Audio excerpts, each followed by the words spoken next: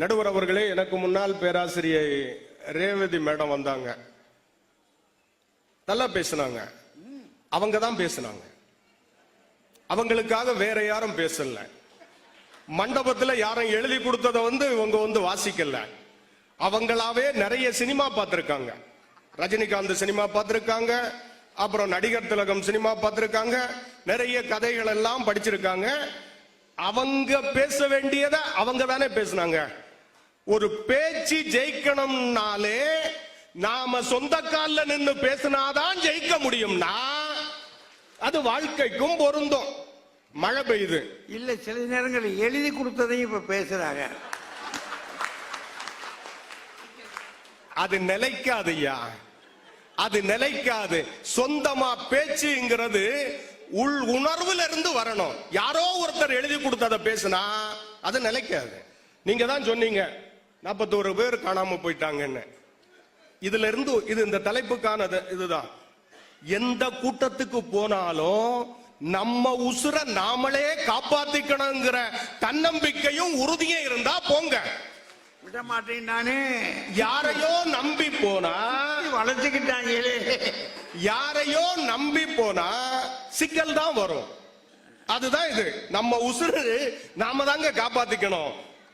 மழை பெய்யுது, மழை பெய்யும் போது நனையாம இருக்கணும்னா நாம தான் குடை பிடிக்கணும். யாரோ ஒருத்தர் குடை பிடிப்பாங்கன்னு நினைஞ்சு போனா மழையில நனைவோம், அப்புறம் ஜலதோஷம் வரும், காய்ச்சல் வரும். நாம தான் ஊசி போடணும். உங்களுக்காக வேற யாரும் ஊசி போட முடியாது. உங்களுக்கு நோயின்னா நீங்க தான் மருந்து சாப்பிடணும். நான் வரும்போது எனக்கு இன்னொருத்தரையா கொடை பிடிச்ச வந்தாங்க. அவங்க பேசும்போது சொன்னாங்க தெரியுமா, கர்ம வீரர் காமராஜரை பற்றி பேசினாங்க. எங்க விருதுநகர் வந்தாலே ஒன்னு சொல்றேங்க, கர்ம வீரர் காமராஜர் இன்றும் மக்கள் மனதில் வாழ்ந்து கொண்டிருக்கிறார். தன்னம்பிக்கையும் உழைப்பும் மக்கள் மீது இருக்கிற அன்புமோடு நாம் வேலை செஞ்சா மக்கள் எப்போதும் ஞாபகத்தில் வைத்திருப்பார்கள் என்பதற்கு கர்ம வீரர் காமராஜருடைய வாழ்க்கை உதாரணம். எங்க எப்படி அகரம் பவுண்டேஷனை பற்றி சொன்னாங்க. 51 பேர் டாக்டர்களாக்கி இருக்கிறார். அவர்கள் செய்த உதவி, அவங்க பண உதவி செஞ்சாங்க. ஆனா அவங்க அந்த படிக்க வைக்கிறதுக்கு மாணவர்களை தேர்வு செய்யும் போது என்ன பண்ணுவாங்கன்னா, நல்ல படிக்கிற பிள்ளைகளா பார்த்து தான் தேர்வு பண்ணுவாங்க.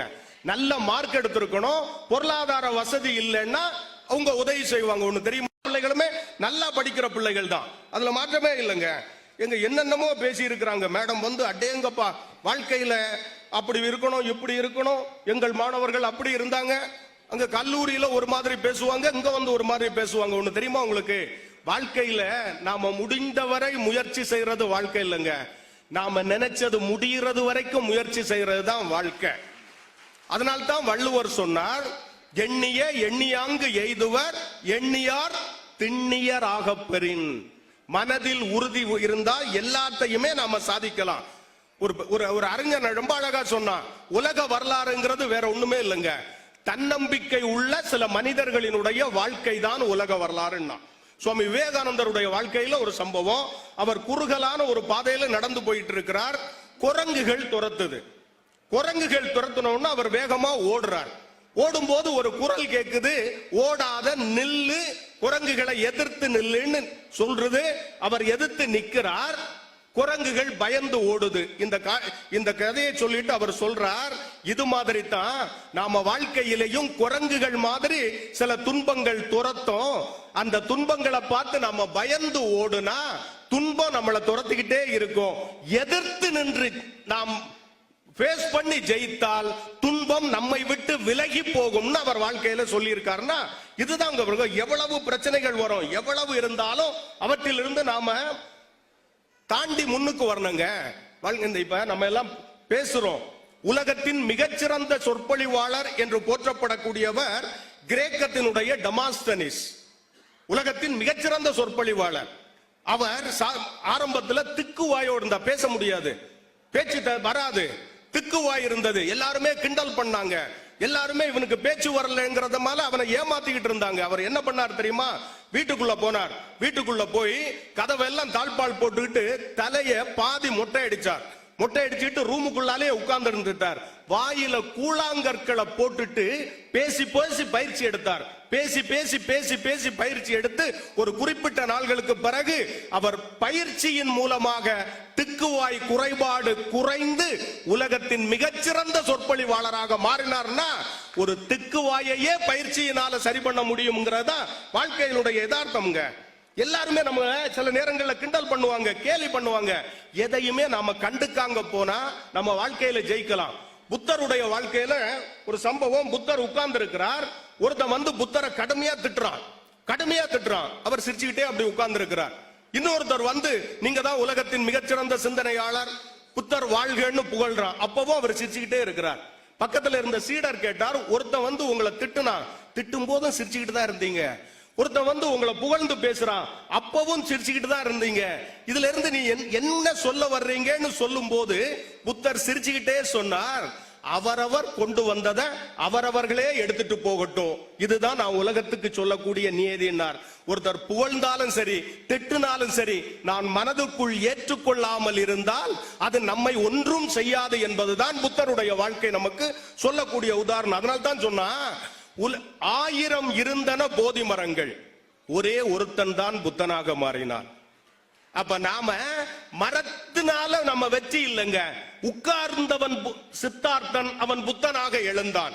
அவன் மனசுதான் காரணமே தவிர வேற ஒண்ணுமே இல்லைங்க. நீங்க ஒரு தேனீச்சியை பார்த்து ஒரு பறவை கேட்டுச்சு, நீ மலர்கள் தோறும் போய் தேடி போய் தேனை சேகரிச்சுட்டு வந்து அழகா கூடு கட்டி தேனை சேகரிச்சு வைக்கிறார். இந்த மனுஷர்கள் இருக்காங்கல்ல, எந்த கஷ்டமும் படாம சிரமப்படாம வந்து இந்த தேனை திருடிட்டு போறாங்களே, இது உனக்கு கஷ்டமா இல்லையா அப்படின்னு கேட்கும் போது அந்த தேனீச்சி சொல்லிச்சான், எனக்கு அதெல்லாம் கஷ்டமா இல்ல, மனிதர்களால் நான் சேகரித்த தேனை மட்டும்தான் திருட முடியும், தேனை சேகரிக்கின்ற என்னுடைய திறமையை மனிதர்களால் திருடவே முடியாதுன்னு சொல்லிச்சான்.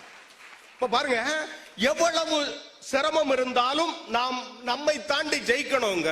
விளையாட்டு துறையில ஒரு செய்தியோட நிறைவு பண்றையா, விளையாட்டு துறையில எத்தனையோ சாதனையாளர்களை பார்க்கிறோம். முடியாதவர்கள் கூட மிகப்பெரிய சாதனையை செய்து காட்டி இருக்கிறாங்க.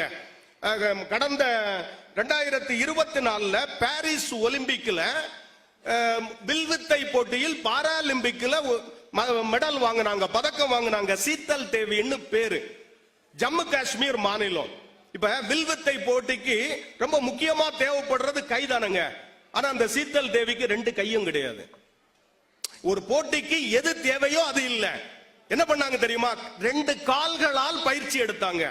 மிக கடுமையான பயிற்சி எடுத்து ஒரு நாளைக்கு 300 அம்புகளை செலுத்தி பயிற்சி எடுத்து அதன் மூலமாக சாதாரண சின்ன சின்ன போட்டிகள் எல்லாம் வெற்றி பெற்று பாரிஸ் ஒலிம்பிக் போட்டியில் பாராலிம்பிக்கில் தங்கப்பதக்கம் வாங்குகிற அளவிற்கு வெற்றி பெற்றிருக்கிறாங்கன்னா அது பயிற்சியும் முயற்சியினாலதான் வருங்க. மிக குறைந்த வயதில் பாராலிம்பிக்கில் பதக்கம் வாங்கிய ஒரு போட்டியாளர் என்கின்ற சாதனையோடு அவங்க நிறைவு பண்ணி இருக்கிறாங்கன்னா அதான் விஷயங்க. எவ்வளவோ தடைகள் இருக்கும், எவ்வளவோ பிரச்சனைகள் இருக்கும், எல்லாத்தையும் மனசுக்குள்ள போட்டு அமுக்கிட்டு இருந்தோம்னா வெற்றி பெறவே முடியாது. எங்க ஊர்ல நடந்த ஒரு சம்பவம் ஐயா, ஒருத்தர் சாதாரணமா ஒரு தள்ளு வண்டி கடை வச்சு இட்லி வித்துக்கிட்டு இருந்தார். அப்புறமா தோசை போட்டார். அந்த சுவை நல்லா இருந்ததுனால மக்கள் தேடி வர ஆரம்பிச்சாங்க. கொஞ்சம் கொஞ்சமா காசை சேர்த்து வியாபாரத்தை பெருக்கினார். அந்த பகுதியில கொஞ்சமா ஒரு இடத்தை வாங்கி ஒரு கடையை கட்டினார், ஒரு ஹோட்டலா ஆரம்பிச்சார். ஹோட்டல் ஆரம்பிச்ச பிறகும் கூட்டம் அதிகமாயிடுச்சு. இதை பார்த்த உடனே ஏற்கனவே அந்த பகுதியில கடை நடத்திட்டு இருந்தவங்களுக்கு எல்லாம் வயிற்றெரிச்சல் வந்துருச்சு.